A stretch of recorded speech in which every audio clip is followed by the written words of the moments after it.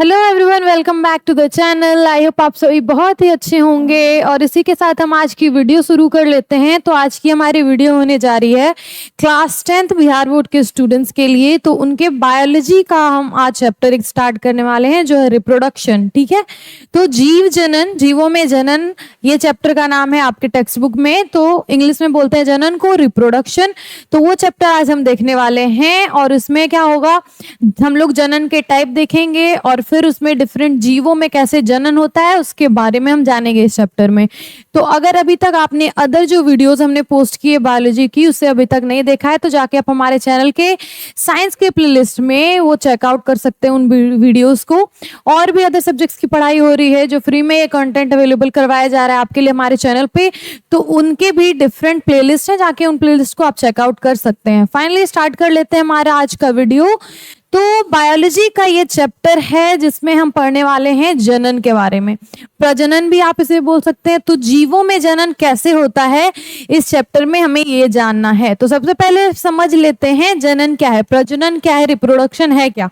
तो रिप्रोडक्शन एक प्रोसेस है, जैविक क्रिया है। ठीक है, ये बायोलॉजिकल प्रोसेस है, एक जैविक क्रिया है जिसमें जीव अपने समान नवीन जीव को उत्पन्न करते हैं। जीव या फिर संतान आप बोल सकते हैं, ठीक है, उससे उत्पन्न करते हैं। तो ये एक प्रक्रिया है जिसमें अपने जैसे ही संतान की उत्पत्ति करते हैं कौन, जीव। तो जीवों में ये एक प्रक्रिया होती है जिसमें जन्म दिया जाता है अपने ही जैसे ऑफस्प्रिंग को, उसे हम बोलते हैं रिप्रोडक्शन या फिर एक प्रजनन की प्रक्रिया। इसमें क्या होता है, यह प्रक्रिया क्यों जरूरी है, जीवों में प्रजनन क्यों जरूरी है। तो जीवों में प्रजनन जाति की निरंतरता बनाए रखने के लिए आवश्यक है। प्रजनन क्यों जरूरी है, ताकि जैसे मानवों में प्रजनन क्यों जरूरी, ताकि मानव का जो पॉपुलेशन, जो जनसंख्या है वो बनी रहे, मानव जो जाति है वो एक्सटिंक्ट ना हो जाए, खत्म ना हो जाए, इसके लिए प्रजनन जरूरी। इसी तरह अलग अलग जीवों में जाति, उनकी जाति की निरंतरता बनी रहे, मतलब वो जन्म देते हैं अपने ऑफस्प्रिंग को, अपने संतान को, अपने बच्चों को, ताकि उनकी जो स्पीसीज है वो यहाँ पे धरती पे बनी रहे। तो ये है प्रजनन के प्रजनन का जो इंपॉर्टेंस है वो यही है, जाति की निरंतरता बनाए रखने के लिए क्या करते हैं जीव, अपने जैसे संतान की उत्पत्ति करते हैं। तो इसमें क्या है, प्रजनन की कितनी प्रक्रिया है, मतलब कितने तरीके से होता है, क्या कितने प्रकार है। तो दो प्रकार से प्रजनन की प्रक्रिया जीवों में होती है। पहला प्रकार है अलैंगिक प्रजनन, असेक्सुअल रिप्रोडक्शन जिसे हम बोलते हैं, और दूसरा है लैंगिक प्रजनन, सेक्सुअल रिप्रोडक्शन। तो असेक्सुअल रिप्रोडक्शन, पहले हम अलैंगिक प्रजनन समझ लेते हैं कि वो क्या है। तो प्रजनन की दो जो प्रकार है, दो प्रक्रियाएं हैं, उसमें क्या है, अलैंगिक प्रजनन पहला प्रक्रिया है जिसमें क्या होता है, एक ही पेरेंट होता है, मतलब जो जीव होते हैं वो क्या करते हैं, उसमें दो जीवों की जरूरत नहीं होती, मादा और फीमेल जो बोल सकते हैं आप, नर या मादा की जरूरत उसमें नहीं होती है। बस एक जनक जो बोल सकते हैं या फिर एक फादर या फिर एक पेरेंट फिगर के द्वारा ही क्या होता है, जनन की प्रक्रिया हो जाती है। दूसरा टाइप है लैंगिक प्रजनन जिसमें नर और मादा दो टाइप के क्या बोल सकते हैं आप, जीव होते हैं, दो टाइप के जातियां होती हैं जो साथ में आके क्या करती हैं, जनन की प्रक्रिया को कंप्लीट करती हैं। तो एसेक्सुअल रिप्रोडक्शन में क्या होता है, एक ही सेल है, ठीक है, और उसमें क्या हुआ, विभाजन हुआ, और उसके द्वारा क्या होता है, विभाजन के द्वारा उसमें क्या होता है, डिफरेंट जीव उत्पन्न होते हैं। तो उसमें कोई युग्मक या फिर जायगोट बनने इन सब की प्रक्रिया नहीं होती है। वो क्या है, एक बहुत ही सिंपल प्रोसेस है जिसमें कोशिकाओं का विखंडन होने से क्या होता है, नए जीव उत्पन्न हो जाते हैं। तो ये होता है अलैंगिक प्रजनन। लैंगिक प्रजनन में क्या होता है, नर और मादा ऑर्गेनिज्म जैविक प्रक्रिया के दौरान मिलते हैं और क्या बनाते हैं, नए संतान उत्पन्न करते हैं। तो ये सेक्सुअल रिप्रोडक्शन हो गया। अब हम थोड़ा डिटेल से समझ लेते हैं कि अलैंगिक प्रजनन क्या होता है, असेक्सुअल रिप्रोडक्शन क्या होता है। तो इसमें क्या होता है, एक ही जनक, एक ही पेरेंट शामिल होते हैं। मैंने पहले बताया आपको कि इसमें मेल या फीमेल दो जनकों की आवश्यकता नहीं होती है, एक ही जनक होगा, एक ही पेरेंट कोई होगा और वहीं से प्रजनन की प्रक्रिया होगी। गैमेट युग्मक का निर्माण इसमें नहीं होता है, गैमेट्स का निर्माण नहीं होता है, ना ही इसमें क्या होता है एग्स होते हैं और ना ही इसमें क्या होता है कोई मेल रिप्रोडक्शन का पार्ट होता है। ठीक है, तो गैमेट युग्मक का निर्माण इसमें होगा नहीं। ठीक है, एग सेल्स नहीं बनेंगे और ना ही उनका संलयन होगा, वो दोनों मिलेंगे भी नहीं। ठीक है, संतान जनक के समान ही होती है, क्लोन बनते हैं इसमें, जैसे जनक होते हैं, जैसे पेरेंट फिगर होते हैं, वैसे ही सेम उसकी क्या होती है ऑफस्प्रिंग्स होती है, संतान होती है, एकदम क्लोन बोला जाता है उसे। इंग्लिश में क्या बोलते हैं उसे क्लोन, क्योंकि वो सेम होते हैं, डीएनए बिल्कुल सेम और वो क्या होते हैं एक दूसरे से मिलते जुलते होते हैं। यह प्रक्रिया क्या है, अलैंगिक प्रजनन की प्रक्रिया बहुत ही सरल होती है और क्या है जल्दी खत्म हो जाती है, बहुत ही सिंपल है और बहुत ही जल्दी होने वाली प्रक्रिया है, इसलिए उनका क्या है प्रजनन की जो प्रक्रिया होती है बहुत जल्दी होती है और अनेक संख्या में क्या होते हैं प्रजनन की प्रक्रिया में संतान उत्पन्न हो सकते हैं। तो अलैंगिक प्रजनन सेक्सुअल रिप्रोडक्शन ये हो गया। फर्स्ट क्या है इसमें एक ही जनक होगा, दूसरा है कि गैमेट युग्मक इसमें नहीं बनते हैं, अंडाशय नहीं होता और फिर मेल प्रोडक्शंस वाले पार्ट्स नहीं होते, संतान क्या होती है जनक के समान होती है, ऑफस्प्रिंग और पेरेंट क्या होते हैं सेम होते हैं, एक दूसरे के क्लोन होते हैं, एक दूसरे से मिलते हैं। यह प्रक्रिया क्या है अलैंगिक प्रजनन की प्रक्रिया बहुत ही सरल है, क्योंकि इसमें सिर्फ कोशिकाओं का क्या होता है विभाजन होता है और उसके द्वारा ही संतान की उत्पत्ति होती है और यह बहुत ही जल्दी होने वाली प्रक्रिया है। असेक्सुअल रिप्रोडक्शन यहाँ पे आप देख सकते हैं, ये क्या है पेरेंट सेल है, इसमें क्या हुआ दो कोशिकाओं में इसका विभाजन हो गया और इसमें अगर बोल सकते हैं आप कि अगर एक से ज्यादा कोशिकाओं में विखंडन हो रहा है उसके बाद चार यहाँ पे आप देख सकते हैं सेल्स बन गए हैं न्यू और उसके द्वारा क्या हुआ संतान की उत्पत्ति हो गई। चार डॉटर्स पेरेंट सेल से, चार डॉटर सेल्स हमें यहाँ पे देखने को मिल रहे हैं सिर्फ विभाजन से। यहाँ पे आपको गैमेट बनता हुआ नहीं दिख रहा है, ना यहाँ पे मेल और फीमेल में कोई डिफरेंस है। ठीक है, यहाँ पे बस एक ही पेरेंट है, एक ही कोशिका है, उसमें विभाजन होने से संतान की उत्पत्ति हो गई। ये प्रक्रिया इतनी सरल है, बहुत जल्दी होती है। ये था हमारा अलैंगिक प्रजनन। दूसरा अलैंगिक प्रजनन में हम क्या देख रहे हैं उसके प्रकार कितने होते हैं, तो 6 प्रकार से अलैंगिक प्रजनन असेक्सुअल रिप्रोडक्शन की प्रक्रिया होती है। पहला है बाइनरी फिजन, द्विखंडी विभाजन के द्वारा। क्या होता है दो खंड में दो पार्ट्स में विभाजन होता है। इसमें अनेक खंडी विभाजन बहुखंडन होता है, मल्टीपल फिजन जिसमें बहुत सारे पार्ट्स में विभाजित होता है, पार्टिकल्स या फिर आप बोल सकते हैं सेल्स। थर्ड है कलिका जलन मुकुलन, बर्डिंग होता है, इसमें एक थोड़ा सा बर्ड के टाइप का पार्ट निकलता है और फिर वो अलग हो जाता है पेरेंट सेल से। ठीक है, तो कलिका जनन मुकुलन हुआ। फिर हमारा खंडन फ्रेगमेंटेशन है, 5 पुनर्जनन है, रीजनरेशन होता है। ठीक है, टूट जाते हैं बॉडी पार्ट्स और फिर उससे नए पार्ट्स निकलते हैं।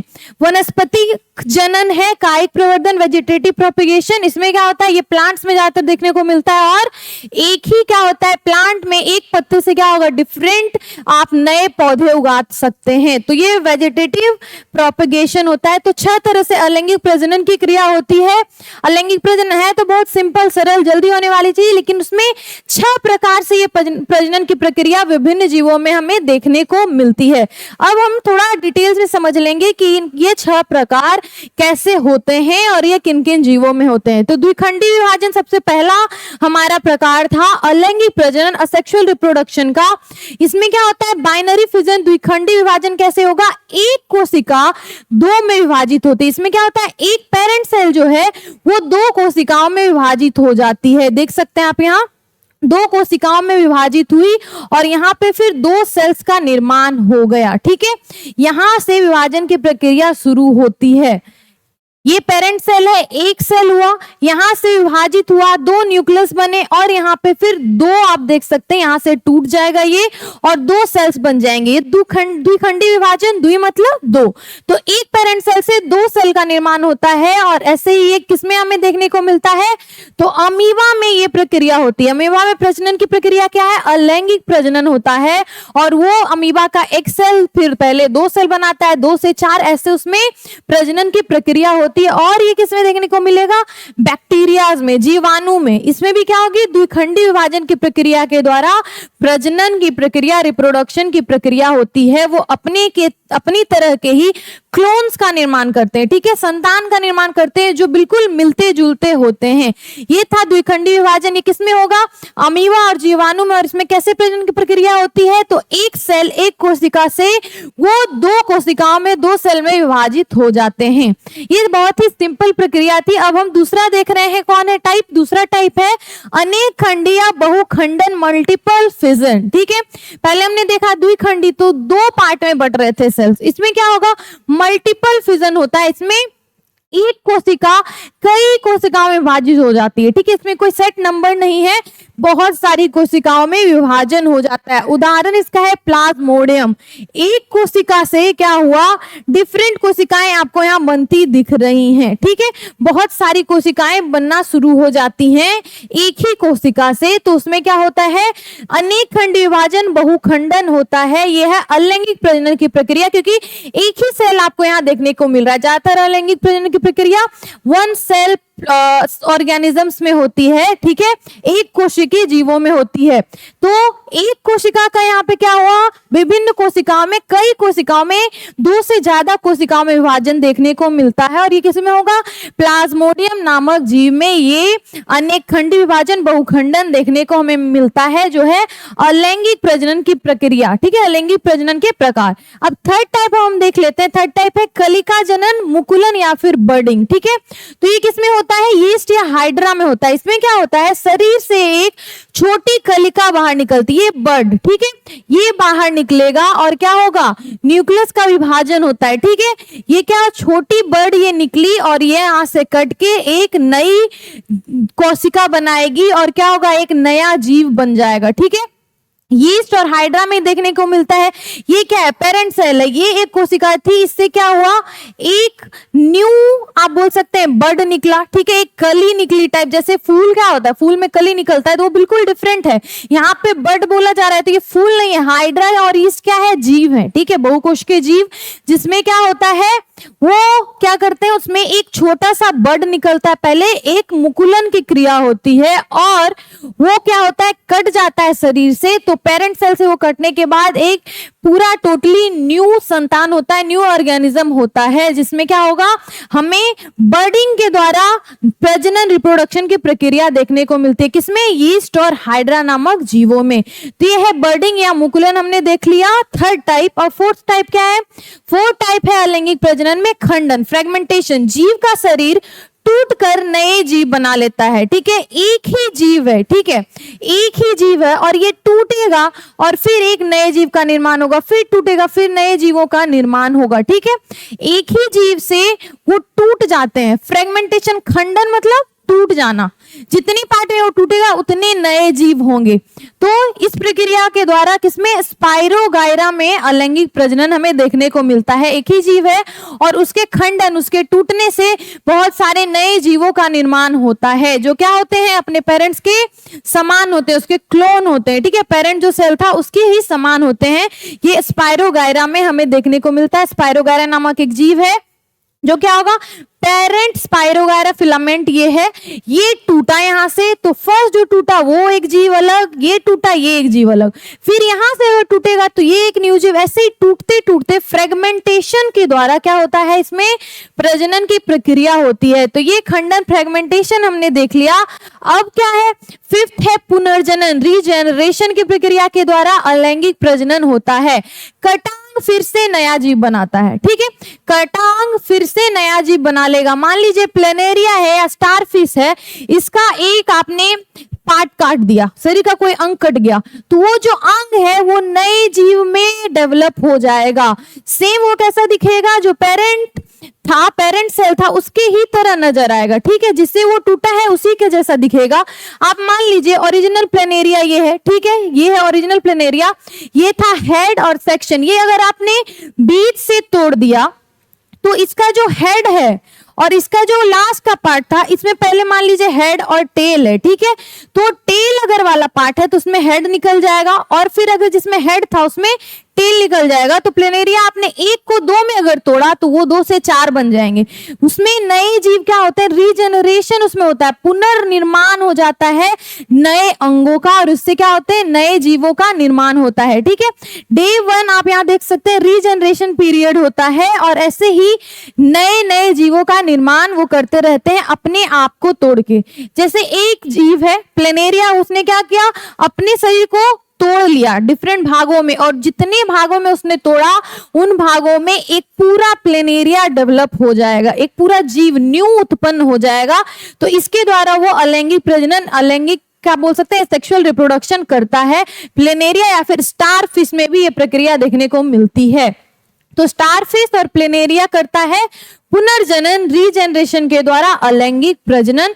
ये था हमारा टाइप किसका, सेक्सुअल रिप्रोडक्शन का। लास्ट टाइप क्या है, वनस्पति जनन या फिर कायिक प्रवर्धन। वनस्पतिक जनन में क्या होता है, वेजिटेटिव प्रोपगेशन में पौधे के भागों से नया पौधा बनता है। क्या होता है, पौधे का आपने एक पत्ता लिया और उसे अगर आपने मिट्टी में डाला या पानी में डाला तो उसमें ही आपको नए पौधे उगते नजर आ जाएंगे, उसमें जड़ निकल जाएगा, छोटी छोटी नई पत्तियां निकल जाएंगी।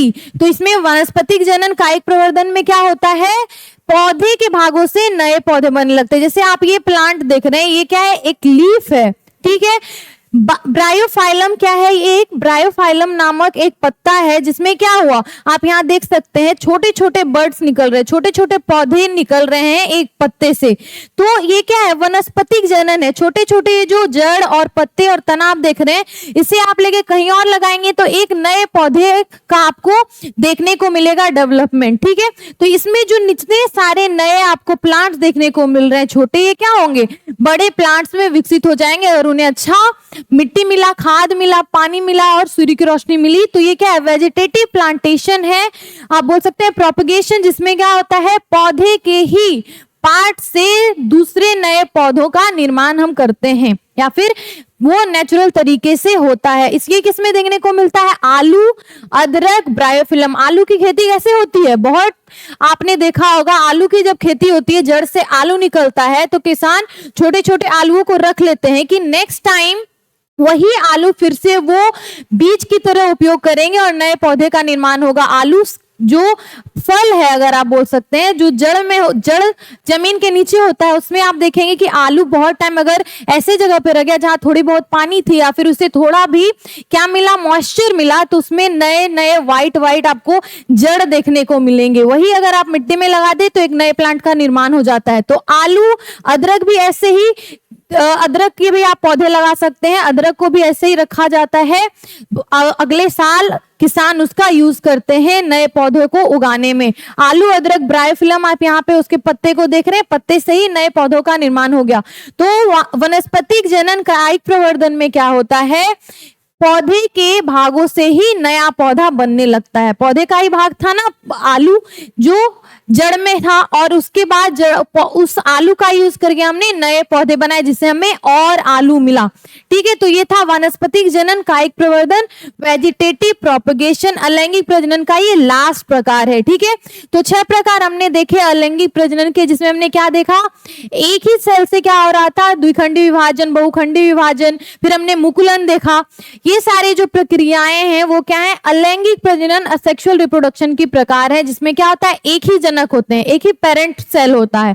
या फिर वनस्पतिक जनन में क्या होता है, एक ही पौधा था और उसी के भाग से नए पौधों का निर्माण हुआ। तो ये अलैंगिक प्रजनन के प्रकार हो गए। हमने उसके एग्जाम्पल्स भी देख लिए कि डिफरेंट प्रकार के अलैंगिक जनन किन किन जीवों में होते हैं। अब हम देख लेते हैं हमारा सेकंड टॉपिक, जो क्या होगा, लैंगिक प्रजनन। ठीक है, प्रजनन जनन के प्रकार में हमने अलैंगिक प्रजनन देख लिया, अलैंगिक प्रजनन के प्रकार देख लिए, वो किन किन जीवों में होते हैं वो हमने देख लिया।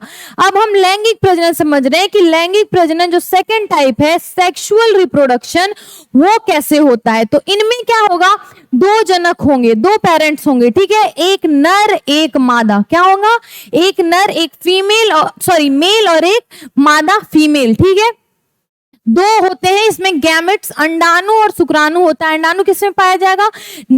महिलाओं में, मादा में, और शुक्राणु किसमें पाया जाएगा? नर में। मेल जो ऑर्गेनिजम्स होते हैं उसमें उसका क्या होता है? संलयन होता है, गैमेट्स मिलते हैं और फिर वो क्या करते हैं? संतान में विविधता पाई जाती है, संतान की उत्पत्ति होती है। कैसे? गैमेट्स, अंडाणु और शुक्राणु के मिलने से। ठीक है, तो इसमें क्या हो गया? लैंगिक प्रजनन में दो जनक आए, एक नर एक मादा, और उनके नर से शुक्राणु और मादा से अंडाणु, उसके संलयन के द्वारा क्या हुआ? जीव की उत्पत्ति हुई। तो ऐसे होता है लैंगिक प्रजनन। अब हम देख लेते हैं कि पौधों में लैंगिक प्रजनन कैसे होगा। तो पौधों में हमने कभी देखा, कुछ पौधों में क्या होता है? अलैंगिक प्रजनन भी होता है। वेजिटेटिव प्रोपिगेशन के द्वारा भी आप नए पौधे उगा सकते हैं पौधे के ही भागों से। ठीक है, लेकिन कुछ बहुत सारे पौधों में हमें लैंगिक प्रजनन देखने को भी मिलता है, जिसमें क्या होते हैं? नर भाग पाया जाता है, मादा भाग पाया जाता है। ठीक है, नर भाग क्या होता है? मेल ऑर्गेनिज्म में क्या हो गया? पुकेसर हो गया। ठीक है, स्टामेन परागकण बनाता है। ठीक है, और मादा भाग है अंडाशय कार्पेल जो अंडाणु बनाता है। ठीक है, परागकण और अंडाणु ये दोनों हो गए अलग अलग पार्ट जो प्लांट्स में पाए जाते हैं। उनमें अब प्रक्रिया कैसे होती है? हमने परागकण और अंडाणु को तो देख लिया। ठीक है, ये यहाँ पे है परागकण, ठीक है, और ये है अंडाणु, यहाँ तो हमने देख लिया। परागकण पॉलिनेशन जो होता है, ठीक है, परागन की प्रक्रिया जो होती है, परागकण पोलन जो होते हैं वो क्या होते हैं? यहाँ पे पाए गए फ्लावर्स के, जो आपने देखा होगा बहुत सारे प्लांट्स में कलरफुल एक टाइप का पदार्थ होता है, जो आप अगर उसे फूल को छुएंगे तो उसमें आपको देखने को मिलेगा, वो होते हैं पोलन। परागकण वो होते हैं, वो अगर हवा चली तो वो उड़ जाते हैं दूर दूर तक, वो परागन की प्रक्रिया करते हैं। ठीक है, कैसे होता है वो परागन की प्रक्रिया? तो पॉलिनेशन की प्रक्रिया होती है कब? परागकण का वर्तिकाग्र पर आना। ठीक है, वर्तिकाग्र कहाँ है? यहाँ पे परागन का वर्तिकाग्र पर आना। ये जो परागकण है ये वर्तिकाग्र पर आते हैं। तो कैसे परागन की प्रक्रिया कैसे होती है? दो तरह से होती है, एक स्वपरागन, एक परपरागन। ठीक है, स्वपरागन कैसे होगा?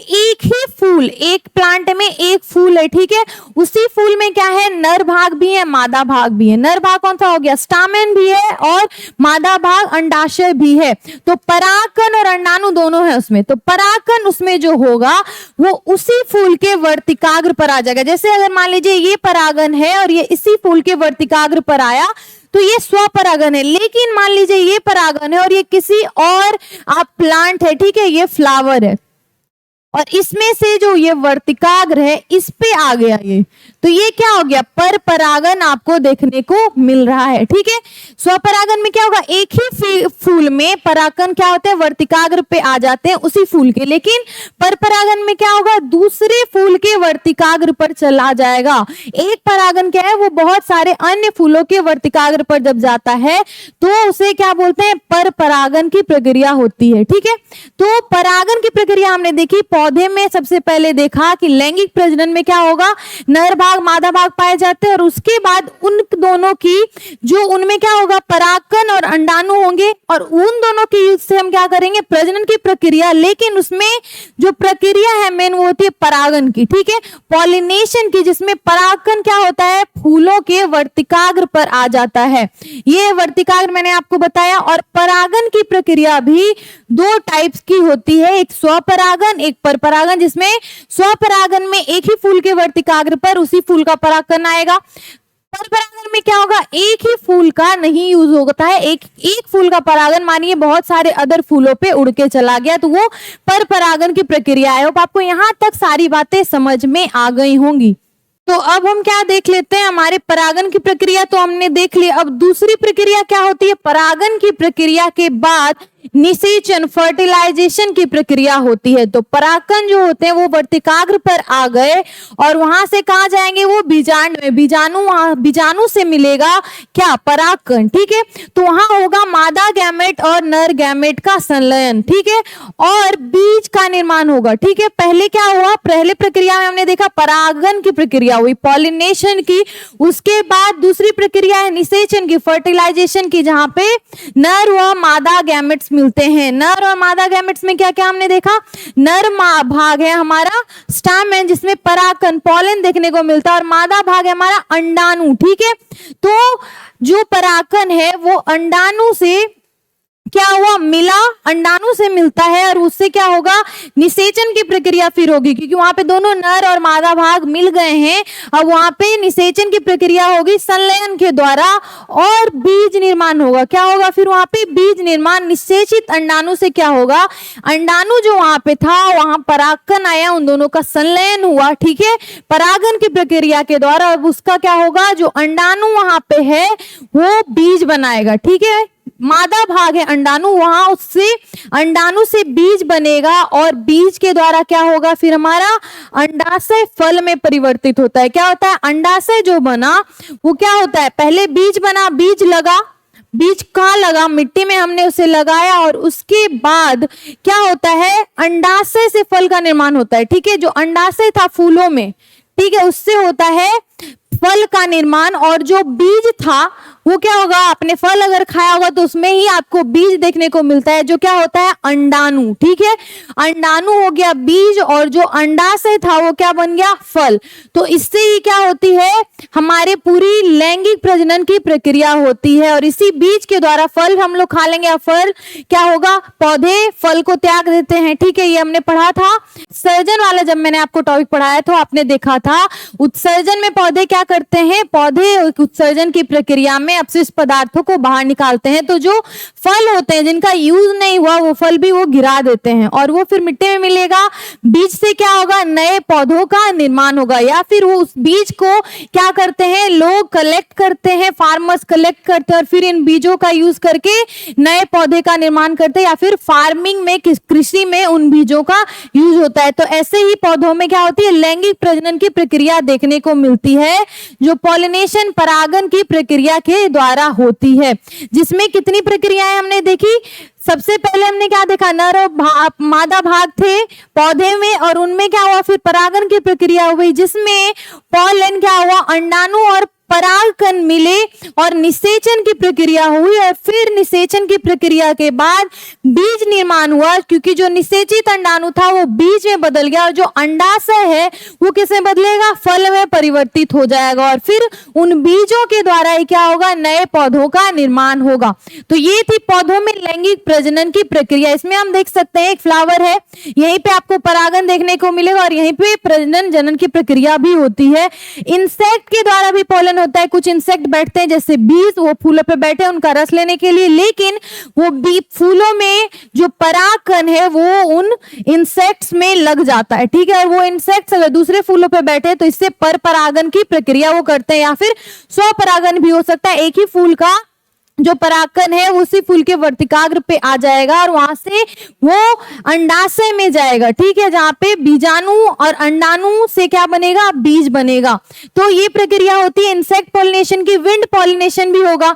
अगर आपने देखा बहुत सारे प्लांट्स क्या होते हैं, अगर हवा चलती है तो उसके परागन उड़ के दूसरे फूलों पे या बहुत सारे अन्य पौधों के फूलों पे भी जाते हैं, तो विंड पॉलिनेशन भी होता है। तो पॉलिनेशन की प्रक्रिया बहुत तरह से हो सकती है। परागन की प्रक्रिया, पॉलन लैंड्स ऑन स्टिग्मा, वर्तिकाग्र पे वो जो परागकण है वो जाएगा और फिर पॉलन ट्यूब ग्रो होगा, वर्तिकाग्र फिर बड़ा होगा, ठीक है, और फिर वो पॉलन ट्यूब क्या होगा, ट्रेवल करेगा नीचे, अंडाणु से क्या होगा, फिर बीज बनेगा। फर्टिलाइजेशन की प्रक्रिया होगी जहां पे जो परागन है वो वर्तिकाग्र में मिलेगा, निषेचित होगा, वहां फिर अंडाणु से क्या होगा, बीज बनेगा और फिर अंडाशय जो होगा वो फल में परिवर्तित हो जाएगा।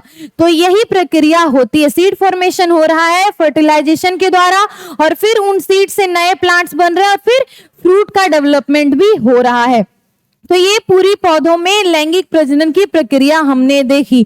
और हम क्या देखेंगे कि लैंगिक प्रजनन की प्रक्रिया पौधों में इंपॉर्टेंट है और फिर मानवों में या फिर आप बोल सकते हैं जो ह्यूमंस होते हैं उनमें कैसे होगी लैंगिक प्रजनन की प्रक्रिया।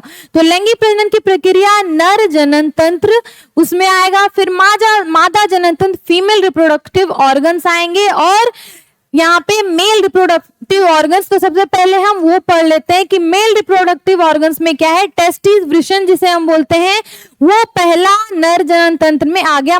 जो मेल रिप्रोडक्टिव ऑर्गन्स है, वृषण, शुक्राणु, वो टेस्टोस्टेरोन हार्मोन बनाएगा। ये क्या क्या बनाएगा? यहाँ पे वृषण में किस चीज का निर्माण होता है? शुक्राणु का और टेस्टोस्टेरोन हार्मोन का, ठीक है।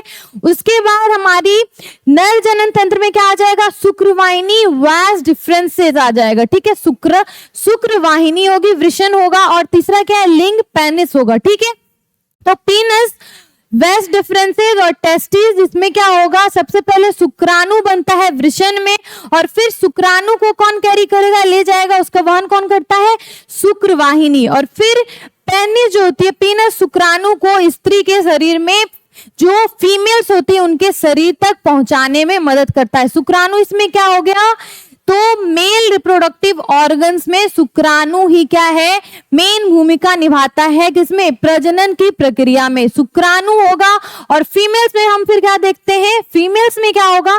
तो मानवों के लैंगिक प्रजनन में फीमेल पार्ट क्या है? मादा जनन तंत्र में क्या क्या है? अंडाशय हो गया, सबसे पहले ओवरीज, अंडाणु बनेगा यहाँ पे। फिर फैलोपियन नलिकाएं क्या करेगी? निषेचन की प्रक्रिया यही होगी। जब मादा प्रजनन तंत्र में अंडाणु का निर्माण हो गया, और फिर जो नर प्रजनन तंत्र है उसके द्वारा क्या हुआ?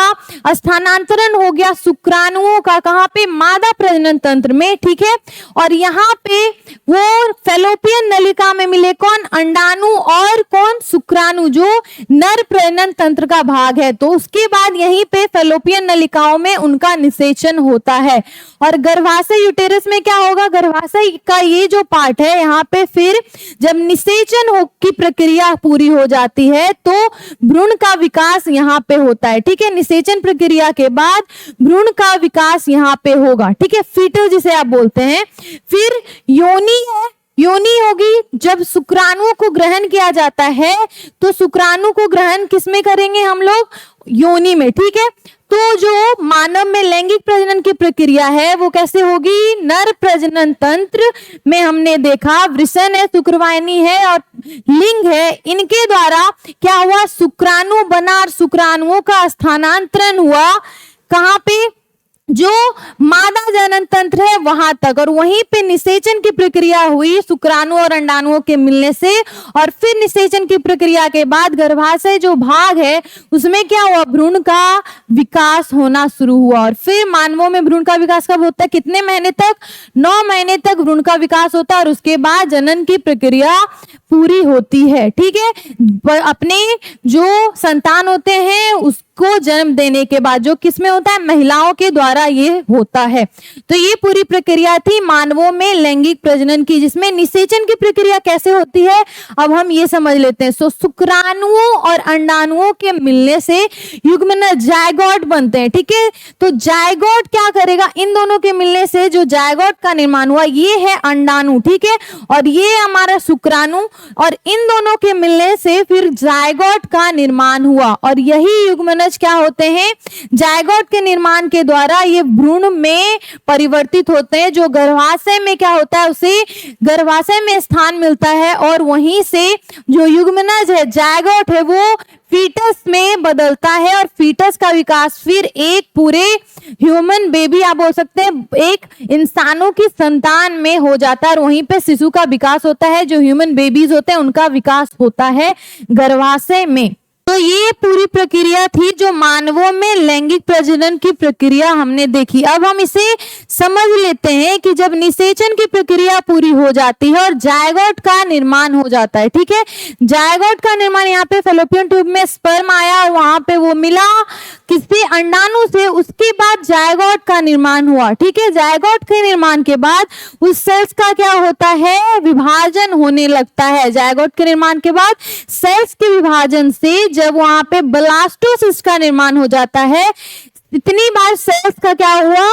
टूटना हुआ, विभाजन हुआ, ठीक है, जायगोट के निर्माण के बाद, और जायगोट के बाद वो क्या बनेगा, ब्लास्टोसिस्ट में चेंज होगा और जो गर्भाशय की दीवार में प्रत्यारोपित होता है, ठीक है, गर्भाशय की दीवार में उसे लाया जाता है, वहां पे उसका क्या होता है, फिर ये ब्लास्टोसिस्ट ही क्या होगा, धीरे धीरे इसके विकास के बाद ये भ्रूण में चेंज होगा, फीटस में, और फीटस से ही धीरे धीरे विभिन्न अंगों का विकास होगा उसमें, और वो एक मानव शिशु में परिवर्तित हो जाएगा। तो यही ब्लास्टोसिस्ट है जो गर्भाशय की दीवार में प्रत्यारोपित होता है, ठीक है, गर्भाशय की दीवार में आया और यहीं से फिर भ्रूण का निर्माण हुआ और भ्रूण किसमें बदल जाएगा, मानव शिशु में, ठीक है। तो ये पूरी प्रजनन की प्रक्रिया थी जो हमने देखी मानवों में प्रजनन की, जिसमें फेलोपियन ट्यूब के द्वारा स्पर्म आया और स्पर्म किससे मिला, अंडाशय में अंडाणु से मिला, और उसके बाद जायगोट का निर्माण हुआ उन दोनों के संलयन के द्वारा, और वो जायगोट चेंज हुआ ब्लास्टोसिस्ट में, ब्लास्टोसिस्ट किसमें आया, गर्भाशय में,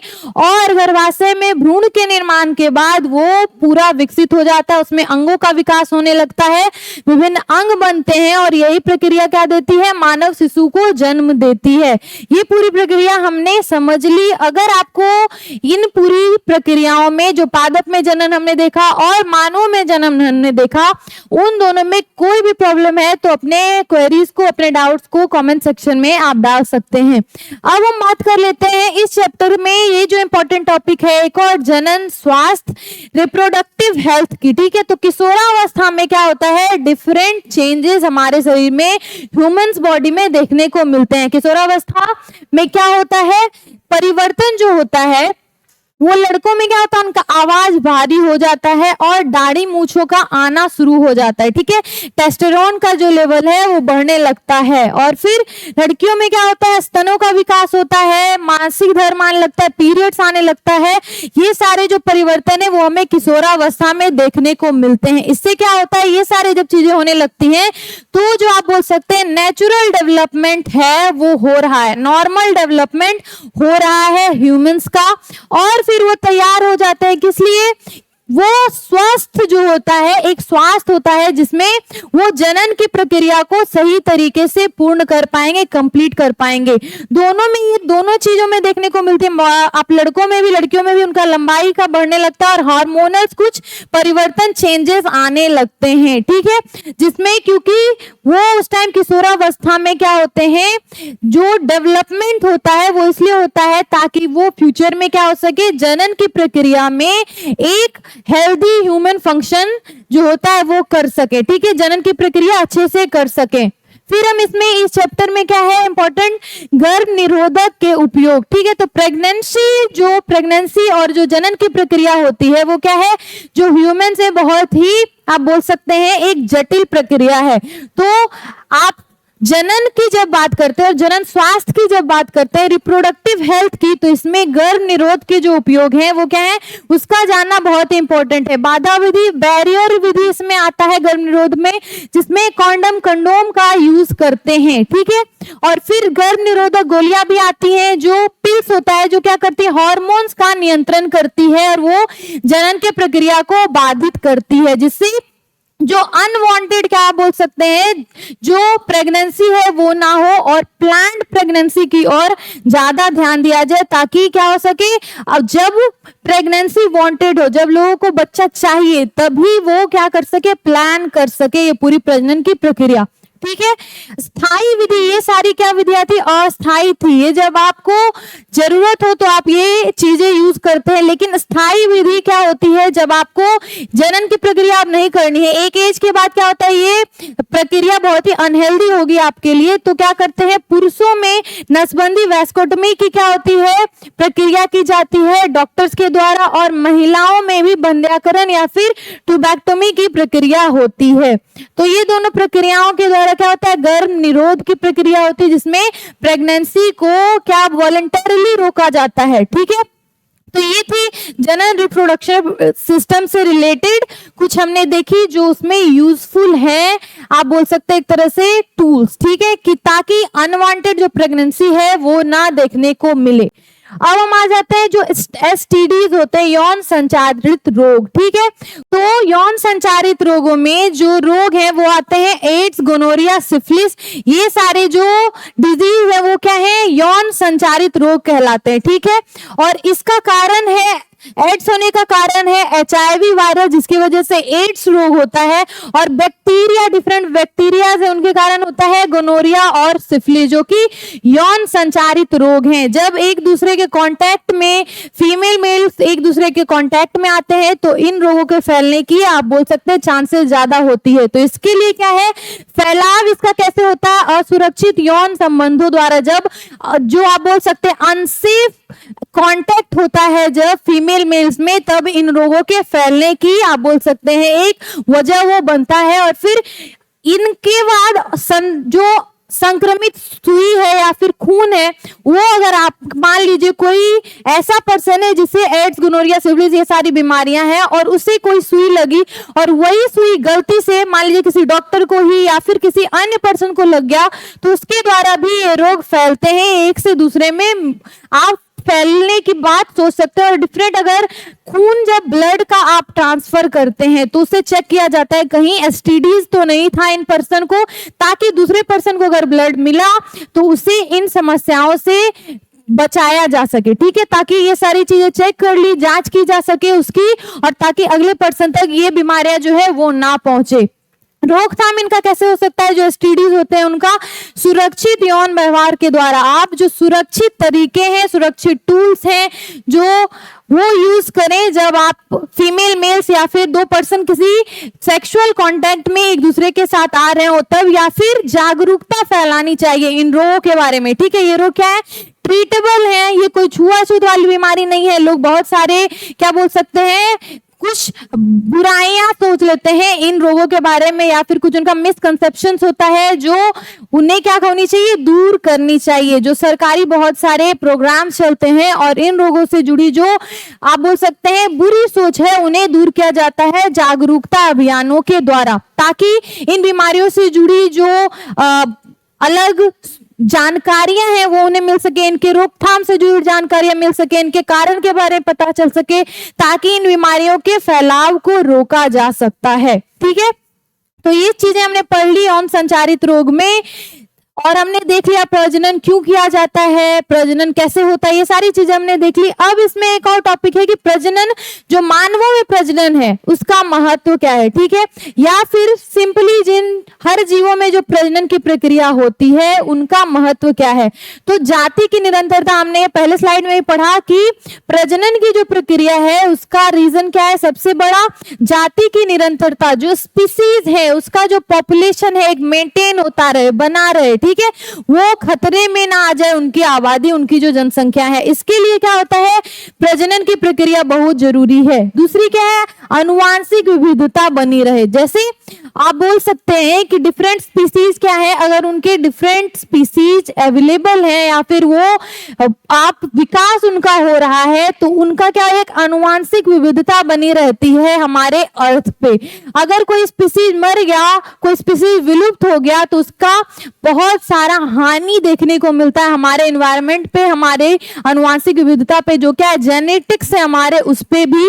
और फिर क्या है, इवोल्यूशन, विकास में भी सहायक है। जो प्रजनन की प्रक्रिया है वो इवोल्यूशन, विकास में भी सहायक है। मानव पहले क्या थे, होमोसेपियंस थे, धीरे धीरे उनके प्रजनन की प्रक्रिया हुई, तभी उनमें धीरे धीरे जो विकास है वो हमें देखने को मिला, और अभी ह्यूमन इस तरह से हमारे फॉर्म में नजर आते हैं। उनका बौद्धिक क्षमता में विकास हुआ, उनके चलने बोलने के तरीके में विकास हुआ, और भी जो जेनेटिक डेवलपमेंट भी हमें देखने को मिलते हैं।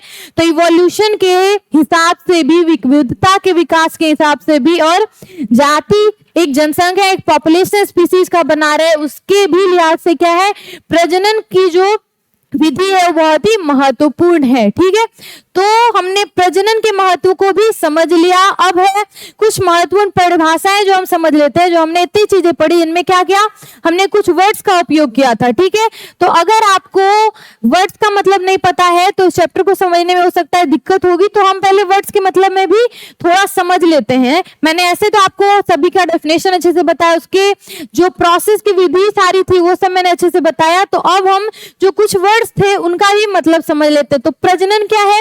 जीवों द्वारा अपने समान संतति को उत्पन्न किया जाता है प्रजनन की प्रक्रिया के द्वारा। ये हमने सबसे पहले डेफिनेशन में देखा था कि प्रजनन की जो प्रक्रिया होती है वो क्यों की जाती है? ताकि जीव अपने जैसे ही संतान की उत्पत्ति कर सके।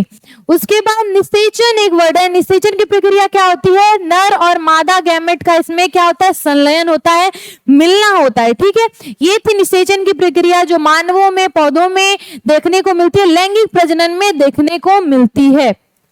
युग्मनज था। निषेचन के बाद जो कोशिका बनता है जायगोट, वो क्या कहलाता है? युग्मनज कहलाता है। निषेचन की प्रक्रिया जब हो जाती है, जब जो नर और मादा गैमेट्स है उनका संलयन हो जाता है, उसका फर्टिलाइजेशन हो जाता है, तब युग्मनज का निर्माण होता है, जायगोट का निर्माण होता है। एक और वर्ड था क्लोन। क्लोन क्या होता है?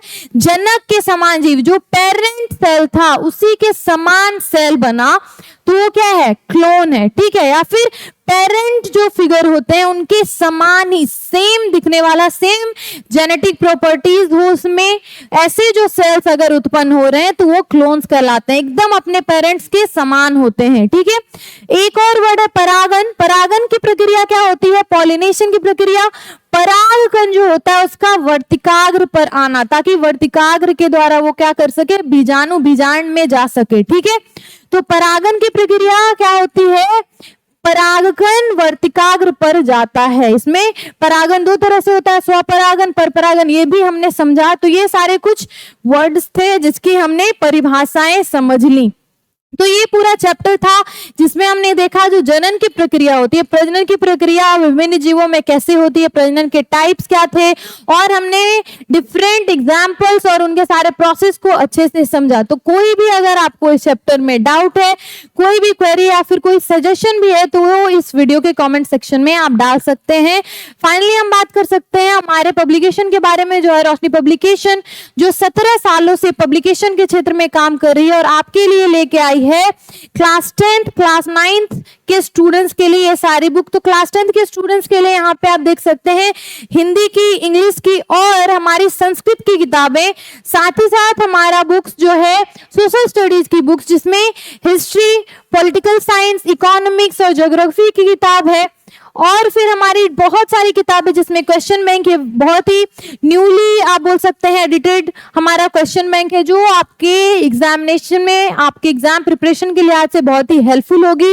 और हमारी क्वेश्चन बैंक के साथ साथ हमारा ऑब्जेक्टिव क्वेश्चन आंसर का बुक, क्योंकि एक बड़ा पोर्शन क्या है एग्जाम में, ऑब्जेक्टिव क्वेश्चंस का आ रहा है। तो अगर आपने एग्जाम में अपने ऑब्जेक्टिव का प्रिपरेशन करके आप अच्छे से नहीं गए तो आप आंसर नहीं कर पाओगे। तो ये किताब उसमें आपकी मदद करेगी। यहाँ पे सारे सब्जेक्ट के सारे टॉपिक्स के ऑब्जेक्टिव क्वेश्चन आंसर के साथ आपको यहाँ पे देखने को मिलेंगे। और फिर क्वेश्चन बैंक्स में लास्ट 10-15 साल के हर सब्जेक्ट्स के जितने भी एग्जाम में क्वेश्चन आए हैं वो एक जगह कंपाइल किए गए आंसर के साथ, बहुत ही कम अशुद्धियां या फिर ना के बराबर अशुद्धियां इनमें आपको देखने को मिलेगी। तो ये किताबें बहुत ही अच्छी हैं आपके एग्जाम प्रिपरेशन के लिहाज से। ये सारी किताबें आप देख रहे हैं 9th क्लास की किताबें भी अवेलेबल है, और ये सारी किताबें कहाँ पे अवेलेबल है उसकी हम बात कर लेते हैं। तो ये किताबें आपको मिलेगी किसी भी ऑनलाइन प्लेटफॉर्म जैसे अमेजोन या फ्लिपकार्ट पे, या फिर आप विजिट कर सकते हैं हमारा ऑफिशियल वेबसाइट, जिसकी लिंक आपको हमारे यूट्यूब चैनल के डिस्क्रिप्शन में मिल जाएगी। और साथ ही साथ आप किसी भी अपने नजदीकी बुक स्टोर्स को भी विजिट कर सकते हैं, और वहां पे अगर आप कैप्टन सीरीज की कोई भी किताब मांगेंगे तो वो किताबें एब्सोल्युटली अवेलेबल होंगी। तो आप जाके वहां भी चेकआउट कर सकते हैं, जो भी आपके लिए सुविधा हो वहां पे जाके आप किताबें करिए चेकआउट या फिर परचेज। फाइनली मैं बात कर लेती हूँ इस वीडियो के बारे में। तो अगर आपने अभी तक बायोलॉजी की और जो वीडियोस पोस्ट हुए वो नहीं देखी है तो जाके उन वीडियोस को करें चेकआउट। ये वीडियो हमारी रिप्रोडक्शन की थी, प्रजनन की थी, जो हमने अभी करवाई है कंप्लीट। अगले वीडियो में हम इसका चैप्टर का क्वेश्चन आंसर भी देखेंगे। तो आई होप आपको ये वीडियो अच्छी लगी हो और ये जो पूरे टॉपिक्स अच्छे से समझ में आए हो। फिर मैं बोल रही हूँ कि जितने भी क्वेरीज हैं आप कमेंट सेक्शन में डाल सकते हैं। Lastly, thank you so much for watching this video, thank you so much for your support, thank you so much.